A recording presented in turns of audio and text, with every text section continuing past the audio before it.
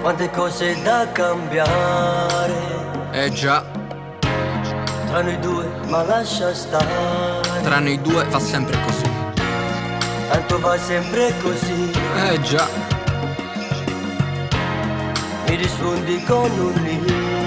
Ma dai, gli anni qui sono passati velocemente, i ricordi affollano la mia mente. Vorrei tenerli stretti e proteggerli dal mondo, spesso cattivo, feroce e con sembianze da mostro. Vorrei cambiare tutto alla svelta, ma non troppo di fretta, devo avere pazienza. Sogno una vita che sia intensa, cerco la mia direzione, un porto sicuro e affronto la tempesta. Cerco una stella distante come Roberto Bolagno, cerco di trarre il meglio da ogni mio sbaglio. Cerco di stare calmo in questo mondo pazzo, cerco di essere scaltro, questa vita è un inganno. Come Ulisse navigo verso Itaca, la mia meta è importante, la tua è ridicola. Il mare fa da sfondo ai miei pensieri, lo porto dentro me, oggi come ieri.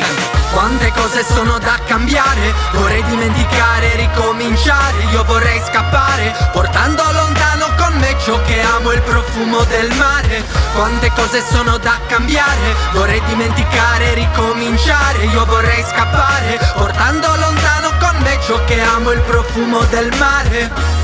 Il profumo del mare, qualcosa che davvero non riesco a spiegare. Navigante da sempre, cerco nuove mete, me ne frego del successo, voglio la mia quiete. Me ne frego dei contratti, me ne frego dei tuoi soldi, me ne frego di quello che vuoi e dei tuoi sogni. Questo è un mondo di porci pieno di volgarità, me ne frego di chi sei, non dici la verità. Triste e solitario i final come Soriano, non conosci la lealtà, sei solo un villano ruffiano, pronto a tutto per i tuoi fini. Odio i ciarlatani come Giuseppe Parini.